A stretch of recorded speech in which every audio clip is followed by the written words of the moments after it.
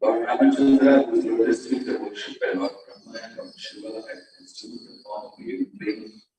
Thus he performed the funeral ceremony of Jatayu, who was killed by Ramayana. The Lord then killed a demon named Bhakti, and after being friends with the monkey chief, killed a body and narration for the deliverance of Mother Sita in the beach ocean. When Rama and Sita had was constructed and believed at Jatayu, a large weapon, for the powerful Rama defeated Jatayu in fight and battles. But Ramachandra was such a Sita who formed Jatayu dead and formed Sita and carried away by Rama. Jatayu died for Ramachandra in the duty of the sun, but performing the funeral ceremony and then remained friends with the monk till the Sita. Yadroshavikrama Devrikakatakshapada Samprata Kramakaro Vayakira Dosha Sindhu Shirasi Arahan Parivrikyayupi Padana Tanmukanya Padana. After reaching the beach, Lord Ramchandra fasted for 3 days. He arrived at the ocean was sunlight. When the ocean did not come, the Lord exhibited his pastime and anchored something of plants to the ocean. All the ladies were ready to do the crocodiles and sharks to catch the deer.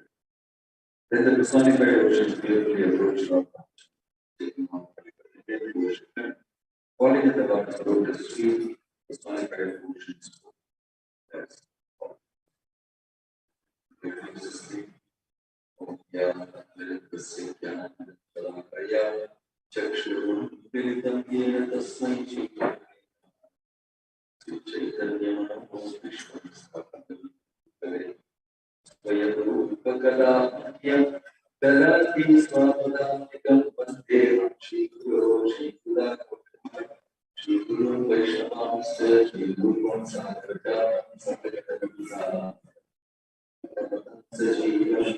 Sadvaitam Sadhutam Parijanasayitam Krishna Chaitanya Devam Sri Rama Krishna Padam Sakaganalita Namo Vishnu Padaya Krishna Prasthaya Bhutale Bhakti Bhakti Vedanta Swami Namaste Saraswate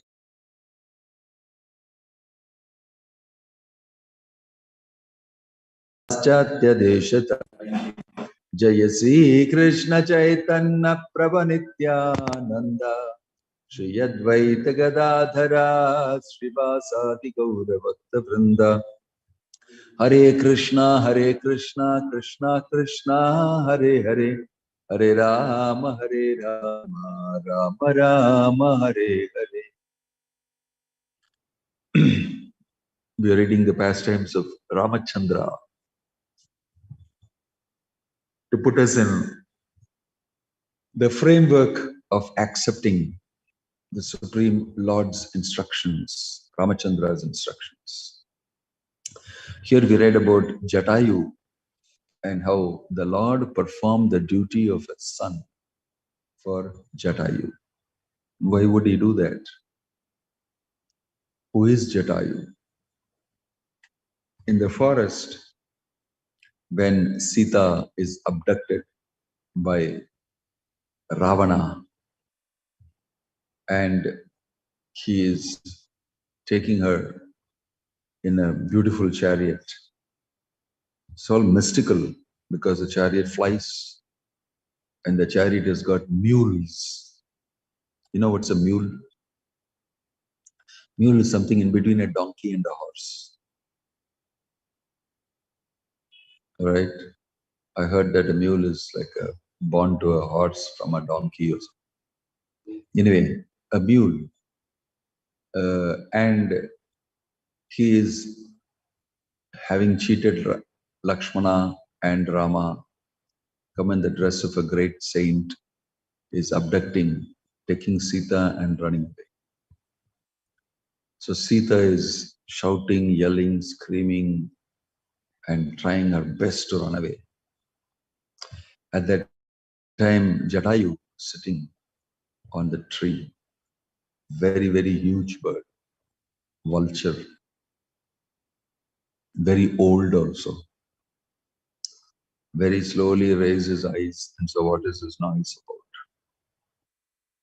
Previously, when Sita, Ram, Lakshman were walking in the forest, they met with Jatayu. And Jatayu said, I'm a friend of your father. We are all friends. Because Ramachandra asked, who are you? And so huge bird.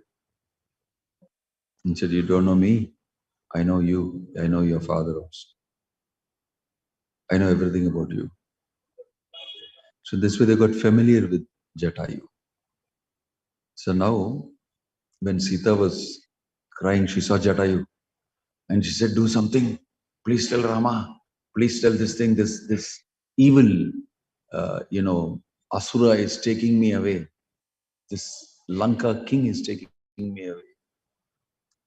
And he has done this. So Jatayu immediately woke up.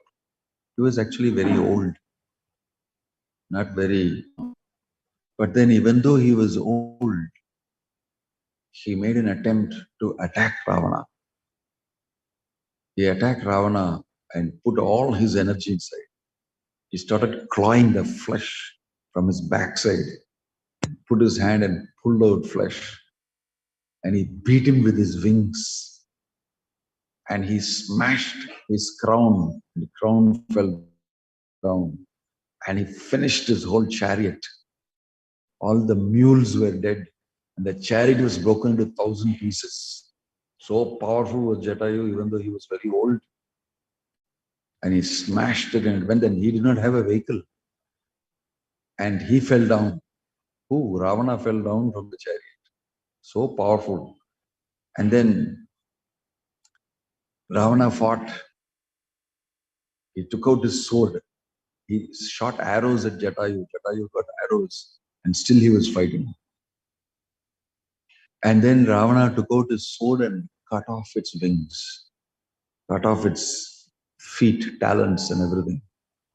And so it fell down from there. Boom. And he was almost like going to die. That time Sita ran to Jatayu, praised Jatayu. And he said, you gave up your life for me, for protecting me. You are like my father. And she cried. And Jatayu was like almost finishing.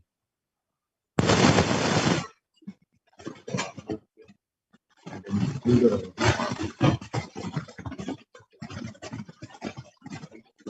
then trying to help the please, somebody save me.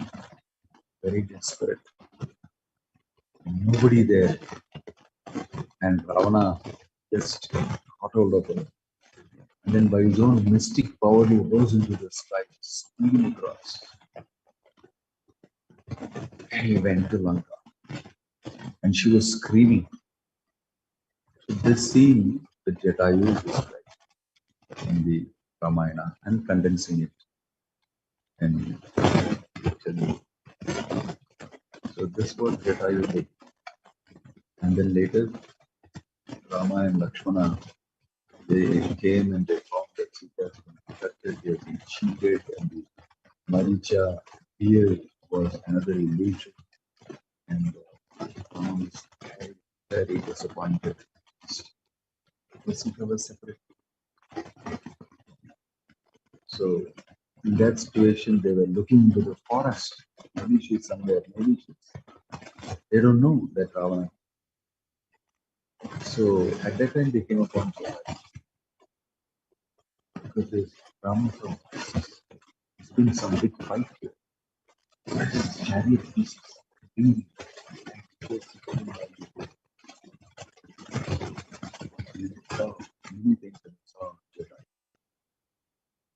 And they immediately came.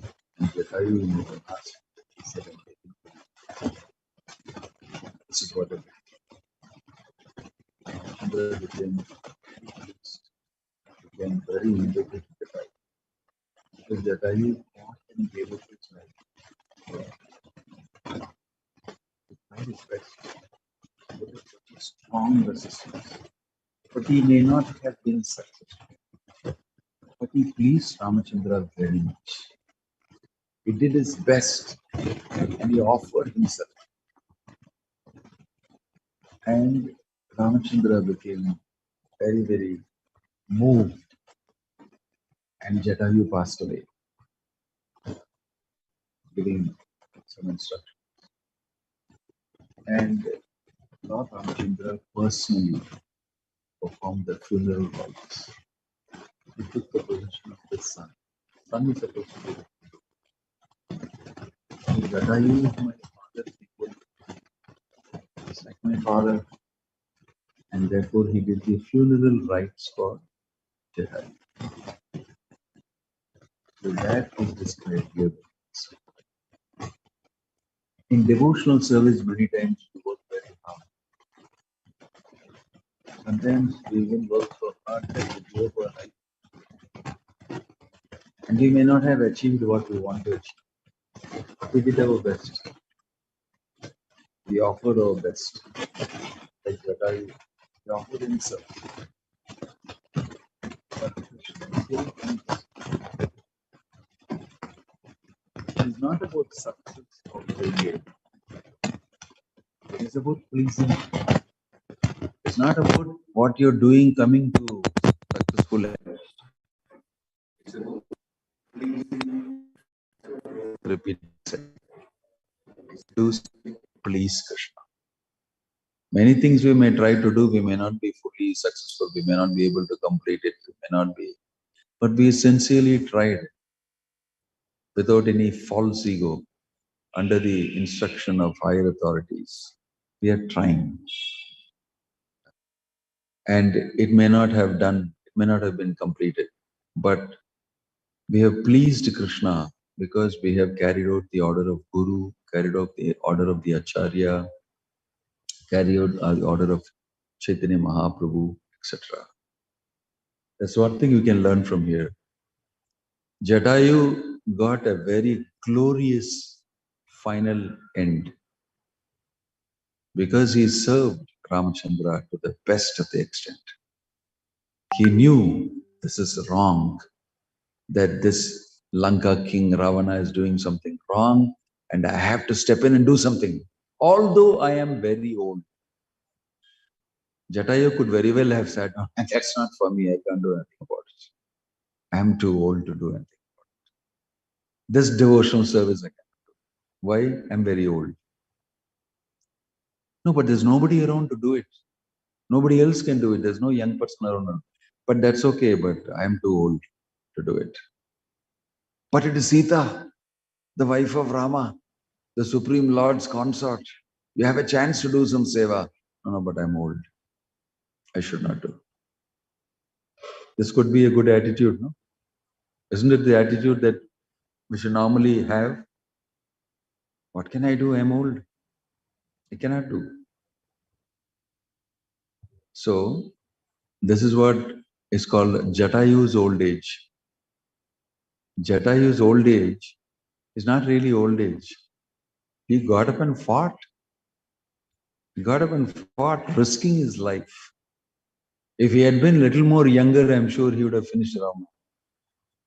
And Ravana has a history of repeatedly getting attacked by all these big birds. Even Jatayu's brother Sampati attacked Ravana. Because he is regularly bringing ladies from here and there. His hobby is collecting beautiful ladies. So he does a lot of these trips here and there. And he's collecting lady from here. They're very good looking. Come on, come with me. And he's flying in the sky and bringing on the chariot many ladies. And several times he has been attacked by these huge birds.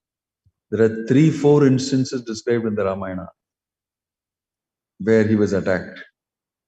And in fact, with one of them, he said that, see, I don't want to fight you, no. Simply, you guys are very strong. These birds are very strong. They're very huge. And with one slap of the wing, the whole chariot broke. Jatayu. And although he's very old. So I see one of these birds, there's a conversation, he says that I'll fight you, you'll fight me, and both of us are equally good. Better you let me go.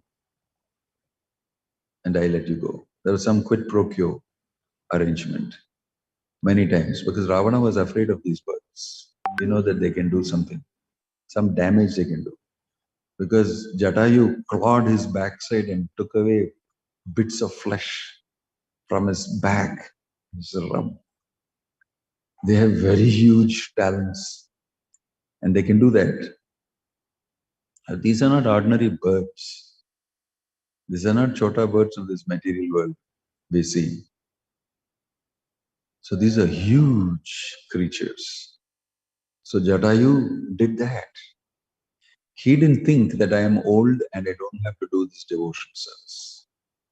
He knew it is ordained by the Lord. There's nobody else here. It's only me.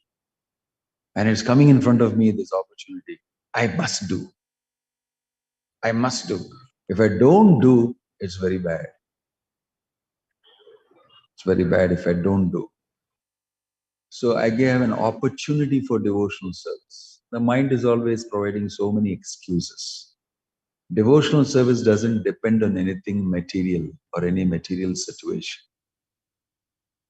So even though Jatayu was old, he attempted to fight Ravana and save Sita. Same way, we cannot stop from performing any devotional service that is put in front of us by Krishna, thinking that because of so and so material requirement which I don't have, I cannot do it. I must try to do something about it. When that devotee, that disciple, was asked to read Bhagavad Gita, and in front of Sri Rangam, you will see that Chaitanya Mahaprabhu met that person. And in front of this, the deity, the person, he is illiterate, he cannot read, but his guru told him, you must read Bhagavad Gita.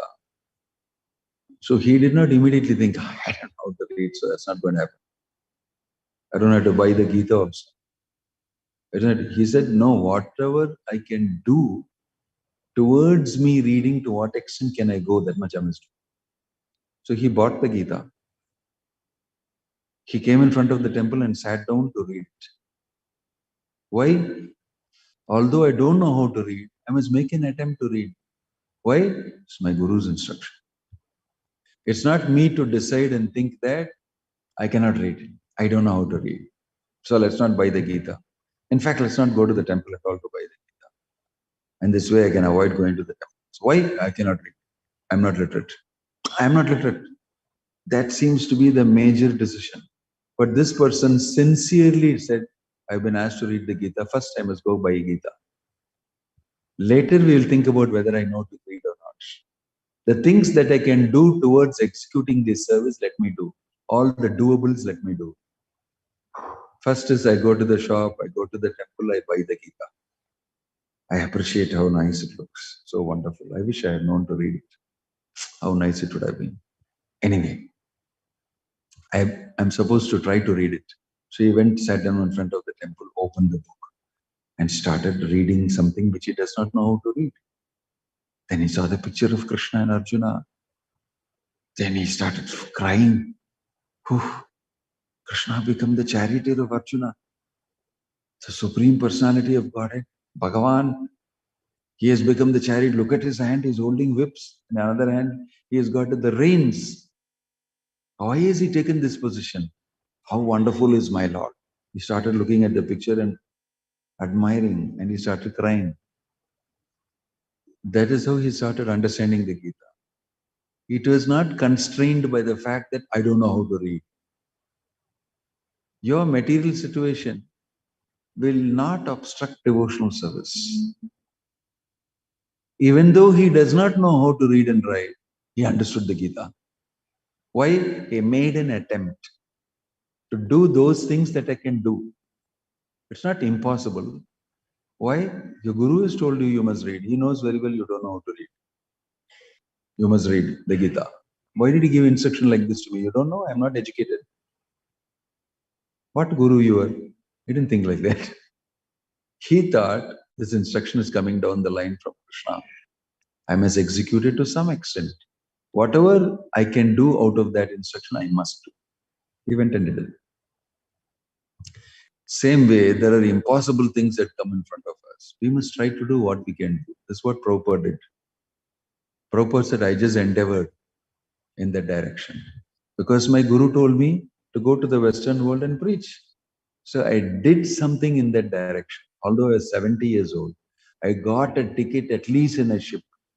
I'm not having flight ticket, nobody will give me. I'm an old insignificant man somewhere, a sannyasi, nobody cares. So at least I must do something. So he went and tried. He told, Sumati Morarji, I have to go. She said, oh, you're an old man, you'll die in my ship on the way, very bad for me. I don't want to send you on my ship. He convinced her, you must. But you'll go there. No, I must attempt. You're already 70 years old. No, I must attempt. He got it. And he went there and he put $7 in his pocket. And he went there. Something I must do. I must attempt. That's what Prabhupada did. He was not thinking, I'm going to, I'm founder Acharya, I'm going to do this. He didn't know anything. I don't know where you're taking me, my Lord. This place is full of Tamogun, Rajogun.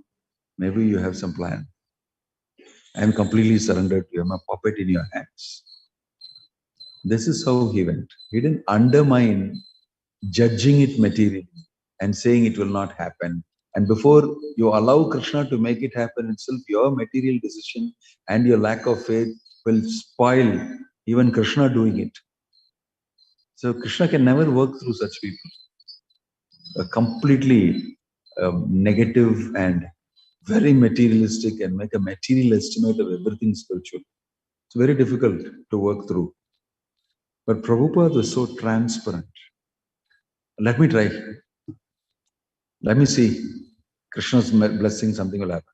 Like that he went. And it happened, he said. It's all Krishna's blessing. He very clearly said that. He didn't after that take credit. See, I went to America.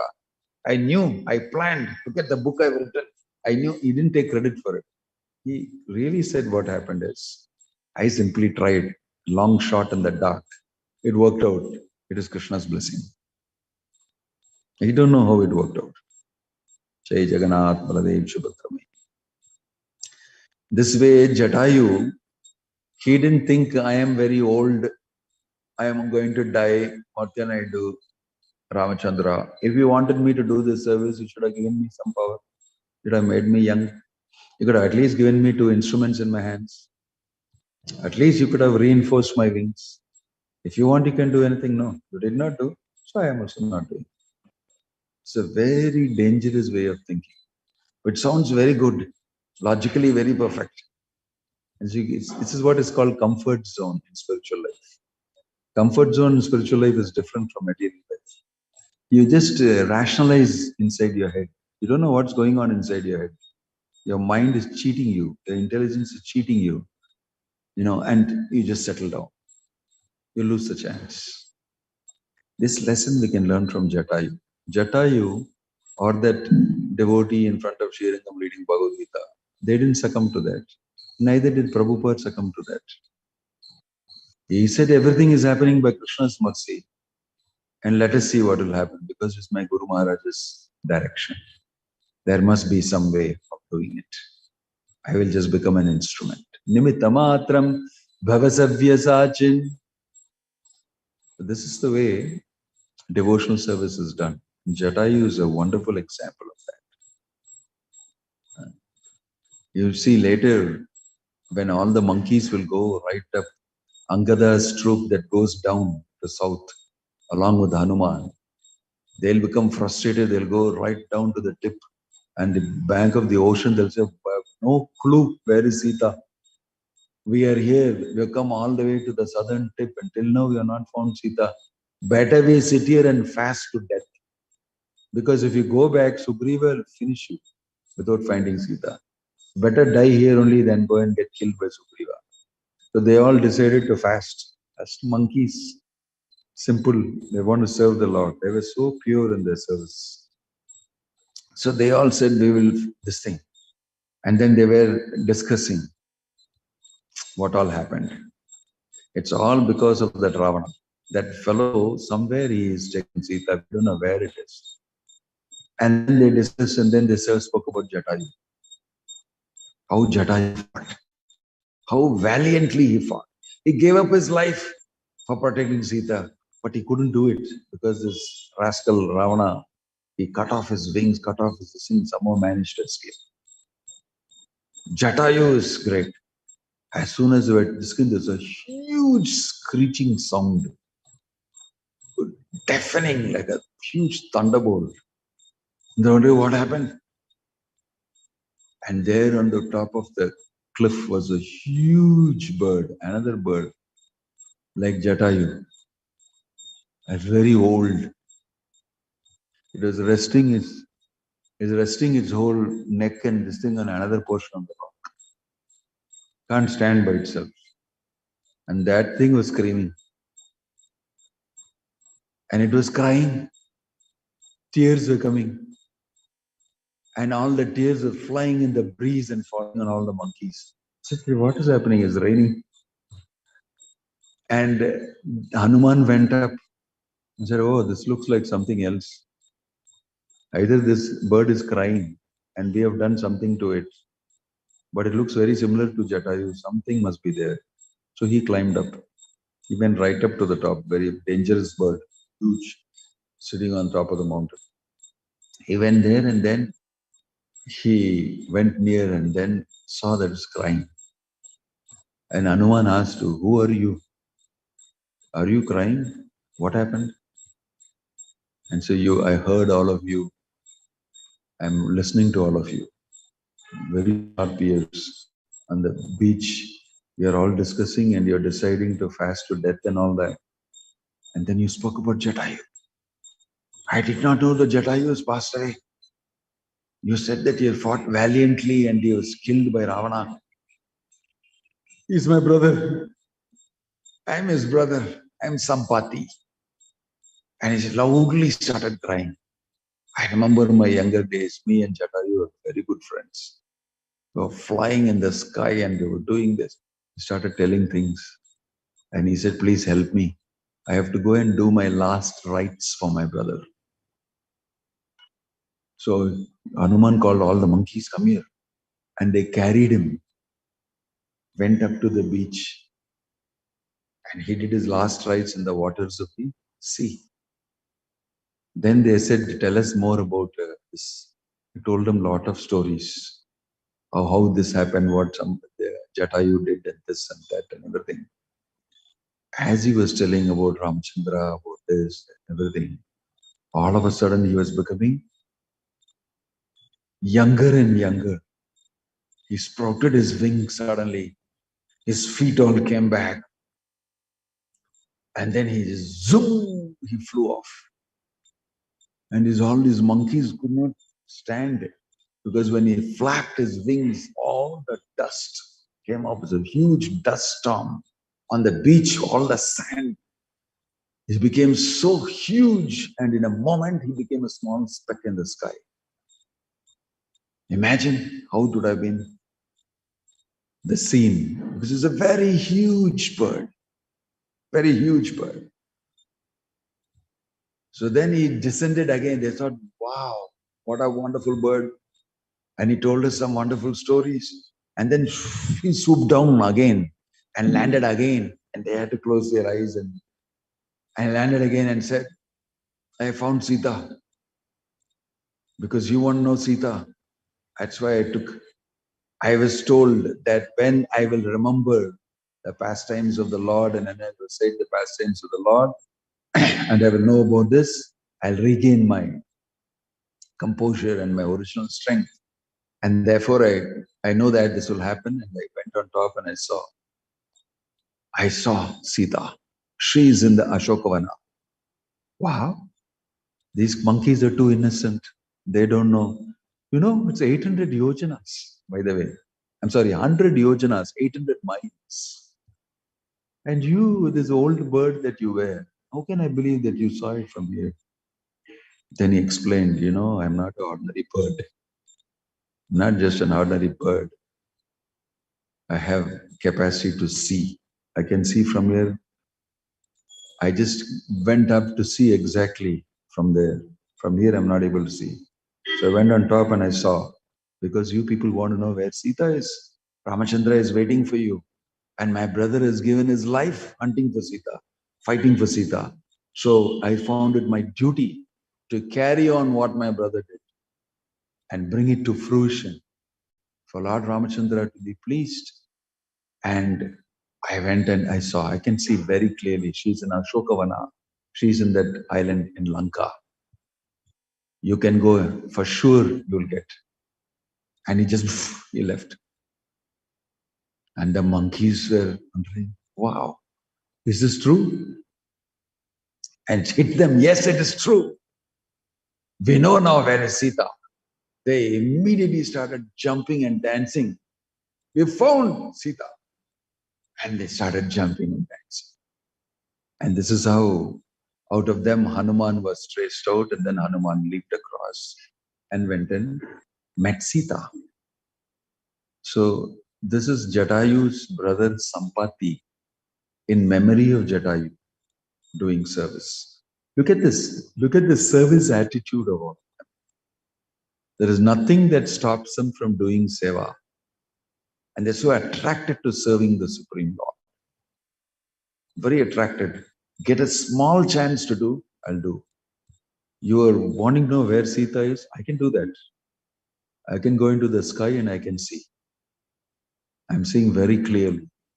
It's been held. There's a big palace. There's a big, like everything he came and told.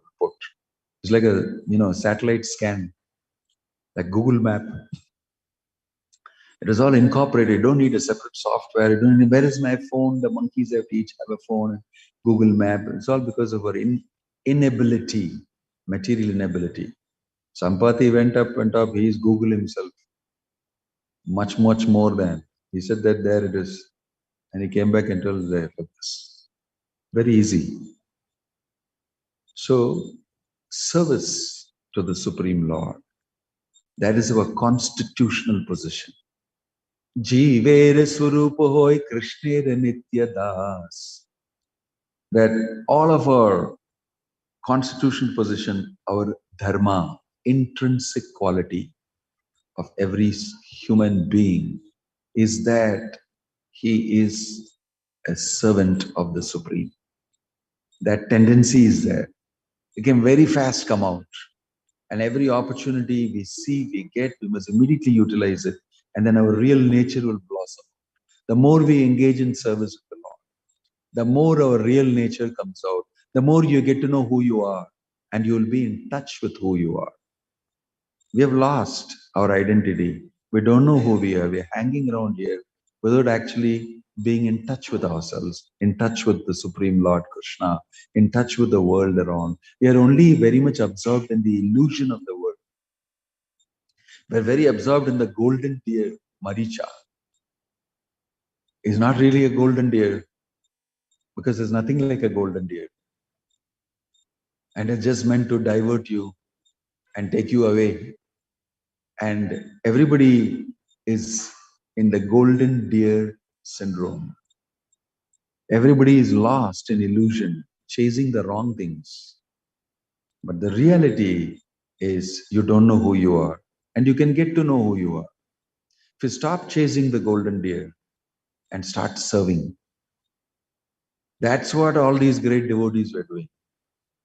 They didn't bother about the golden deer. Hanuman didn't bother about anything but service to Ramachandra. And therefore he was in touch with himself fully. And he knew, I am a servant all the time. I'm, serving and I enjoy it. I'm in touch with Rama and I shall do my service to him consistently all the time. So Hanuman was always situated on the highest platform of spiritual life. He was constantly thinking of serving the Supreme Lord. See? So we can understand these amazing lessons from Ramayana, which help us to go deep into ourselves and understand, what should I do? Why am I here? Who am I? What is the meaning and purpose of life? How to actually spend my time?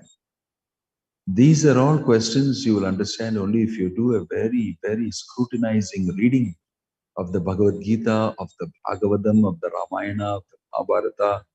And you should do that in the association of devotees.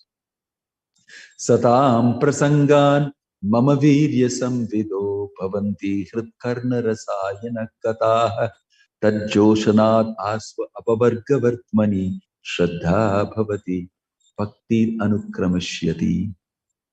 Krama. If you do that, satam prasangan mama virya samvido. Satam means devotees. Prasangan means in association. Mama virya samvida. My wonderful pastimes and activities are discussed in the association of devotees. Bhavanti hrit karna rasayana kata. Your karna, ears, Rasayana Kata, very juicy, enjoyable stories, pastimes of the Lord. Katayantas chamam nityam tushyanti cha ramanti cha. My devotees enjoy hearing about my wonderful pastimes and leela, right? Krit karna rasayana kataha tad doshanad asva apavargavartmani. Uh, Because of hearing that, your real identity rises up. You cross the ocean of nescience. Shraddha bhavati anukramishyati. Bhakti sprouts in the heart, and you get to know exactly the reality as who you are. These things happen to you. They are scientific. If you hear Krishna's stories, if you hear Lord Ramachandra's pastimes, if you hear the Bhagavad Gita and the association and discuss it, you will see that your heart is getting purified. You will see something different is happening to you. Very deep, very satisfying, very happy it makes you from deep inside. Other pleasures are all on the surface, superficially. They come and go. They come and go. And they always keep you occupied. In the material world, we get occupied with so many silly things all the time. And if you don't have any silly things to occupy yourself, your senses will give you some occupation. Let's enjoy that. Let's enjoy this. So we all live in the periphery, superficially, completely busy. See, that's why Bhagavad Gita says that Ihi samparshaja boga dukkayonaya evate adyantavantahi kaunteya nateshu ramate Buddha.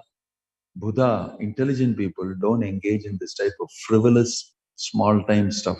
They go for the real, deep, internal, solid business of myself, who I am, and who the Supreme Lord is. And I start doing the deep stuff of relationship with Him, serving Him. This is very deep. When you start doing that, all these frivolous small things fly away. And that becomes the most important thing because it's exciting to the soul. It's very absorbing to the soul. So in Ramayana, you will see those who fritter away their time, like Ravana and all his followers, wasting their time in material sport and sense gratification. They get destroyed in the end because everything they do is temporary. There's a beginning and the end. Adiyantavantahi kaunteya nateshu ramate Buddha. So intelligent people don't take part in that. They spend their time and invest it in the deep stuff, the real stuff, which as a spirit soul you're supposed to do as a human being. And you do it. And you get good mileage. And your life becomes purposeful, meaningful, and deep. And you have a rich experience and consciousness, reviving your consciousness. So these are not things I am saying. This is as mentioned in the Bhagavad Gita and the Bhagavatam. Jatayu did that. What's the use of simply hanging around and eating, mating, sleeping, defending, and sitting on the tree? Here is a chance to do the real stuff. I swoop down and I give my life for it. Does not matter. What is life anyway? I am not this body. I continue to exist beyond my body. I served Ramachandra and I'll continue to serve him beyond. These are very high ideals. And these are real things that people are doing. So devotional service to the Supreme Personality of Godhead, that's the essence. And in Ramayana, you will see all of them absorbed in it. Bharata is totally absorbed. He is like Jatayu. He's in a materially very bad situation. He has accepted it voluntarily. Voluntarily accepted it. He went right up to the forest. Everybody is talking bad about him. You and your mom, you threw him to the forest. You and your mother intrigued. You did conspiracy, politics, and you threw Ramachandra to the forest and you're trying to take the throne. But no, that's not my plan. So he fought all this negativity. Everybody was asking him that. Guhan was asking. Kaushalya said, so you're happy now you got the kingdom, but I'm not without my son. My husband has also left me. Then he said, please don't tell me that. I didn't take part in it.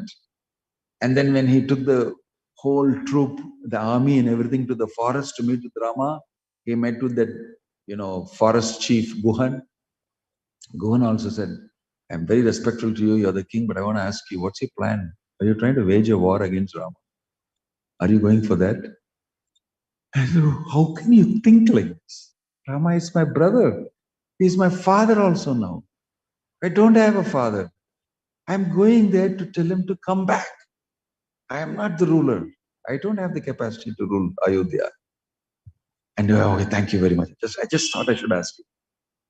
So he had so much of negativity. And even to Bharadwaj Muni's ashram, there also he said, so you're planning to rule. You're going to Rama to sort out some things. There also. And then finally, when he met with Rama, Rama refused. And he said, no, you only have to rule. You give me your shoes will be there. You are the ruler. I am not the ruler. But I'll do all the things that you need me to do in your absence in Ayodhya. I'm a titleless king. Thankless job. I will do everything. I don't want the title. I don't want to be known as the king. And because you're in this forest wearing bark and matted locks of hair, I will also do that. Not only that, I will actually live like you. How is that? Throughout the 14 years, Bharata, he ate only barley soaked in cow urine. That was lunch, breakfast, dinner. If you wanted a drink, it was cow urine. If you want anything solid, it was barley soaked in cow urine. Only that for 14 years. And then he slept on the floor because my brother is sleeping on the floor in the forest. And he said, no, I should not sleep on the same level like him. He dug a pit in the ground and slept in the pit. I should sleep at a lower level than my brother. He was so conscious of his service to Lord Rama. And he was totally absorbed in that. And he was very happy.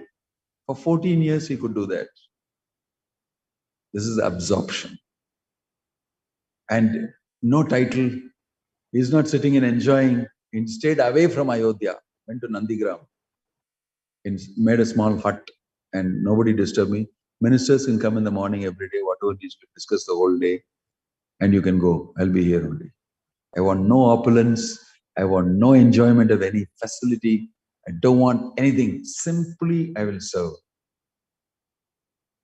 So Ramayana is filled with fantastic spirit souls who have accepted service and getting so much great pleasure out of serving the Supreme.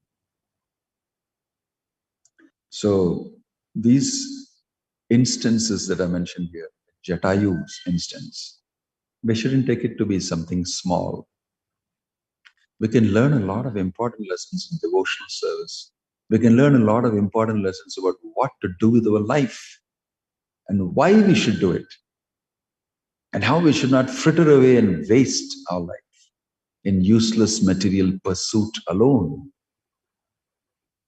Life is very important. Human life is very important. So these are some lessons that we can learn. Today, since I've been asked to speak about Ramayana, I was not expecting to speak on Ramayana. Om Tat Sat, Hare Krishna, Jai Srila Prabhupada ki, Grantaraj Srimad Bhagavatam ki, Nittai Gaura Premanande. Any question or comment anybody has? Any question or comment? Don't ask me about the roots of Jatayu and where do they come from and how they were born to. I don't remember the stories. Vinata and Kadru. Any question or comment? Yeah.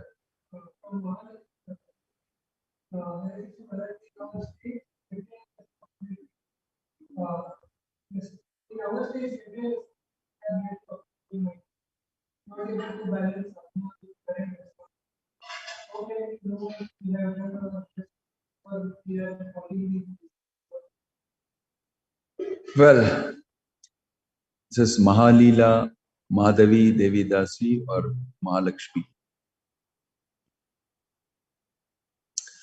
Well, thank you for the question.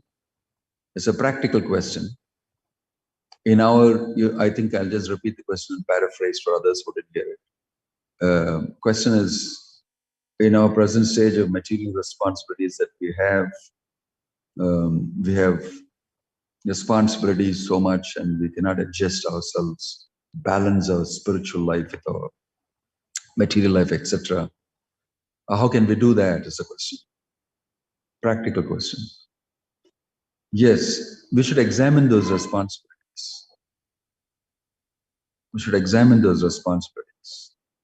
And we should know, we should execute value-based responsibility. Sometimes we impose a responsibility on ourselves. And I have to do that, I have to do that. We don't have to do that. It's not what the moving, earth-shaking, urgent thing for you to do. But sometimes, mostly, if you look at your responsibilities, you can make a good strategic audit of it. I don't need to do this. This I can keep away from. If I'm the association president of the housing colony in so-and-so place, and it came upon me about 5 years back because I had a flat there, and I'm continuing to go for the meetings. Sometimes you just do it.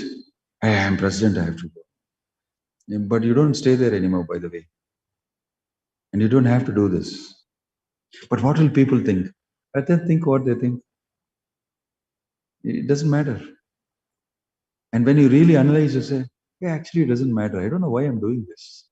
You'll find out that many things you're doing without actually really giving it proper consideration. So we can do an audit on so-called responsibilities we have, whether we need to do what we're doing, whether it is the most important thing to do, whether we need to, not do our real responsibility of becoming spiritually elevated and our edification spiritually. At the cost of that, should we do something else? This we can do. We can actually study various things we're doing. Where does your value lie? What do you value most? It's difficult to instantly value what Bhagavatam has said. Therefore, immediately I'm doing that. It's difficult. It'll take time because we have our hands and legs inside the pie, very deeply entrenched. And to pull it out takes quite some time. So to be practical, we start doing in a small way. And then slowly we build it up. And as our value increases, slowly, you know that those things of lesser value to me and lesser purpose, you can clip it off. You can trim it. And you know for sure I have to do this. I have to look after my child. I have to attend to my parents. I need to look after my husband's requirements or my wife's and my children and my whatever. I need to do my job because it's my roti kapda makan. Beyond this, other things, let me trim it. And let me add my devotional service, my spiritual life into it and put it together. Sometimes we need a little counseling to do that and a proper understanding. That's why we accept Guru, an instructor, and along with him, we can jointly do an audit. And for each one, it's not the same. You can start from what is possible. And if you diligently do that, gradually Krishna expands the space for you to do more and trim the other things. So that's my response to your question. Anybody else? Yeah. You have to be loud so that everybody can hear. We all hear so many. But when we want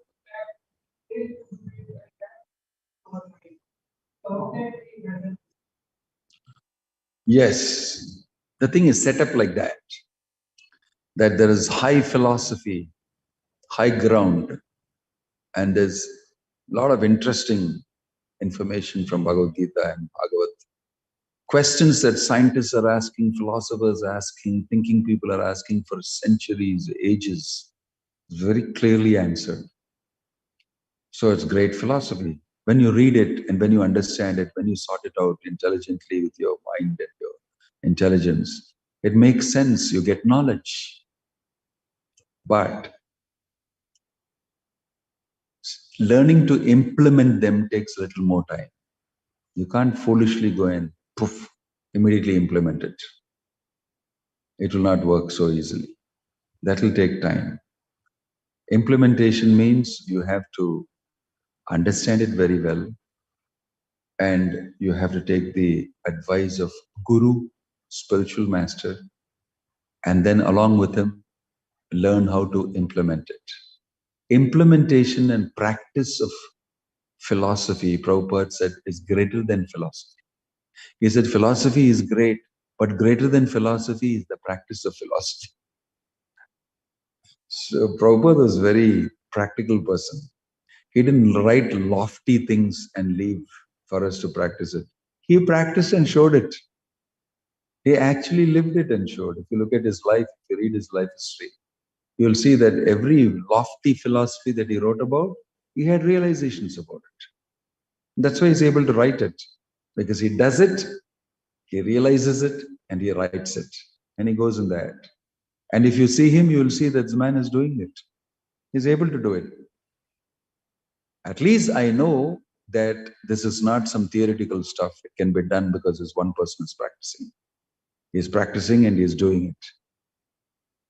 At least that much. I may not be able to immediately do it, but I know for sure it's possible to do it because I see a proof of that in front of me.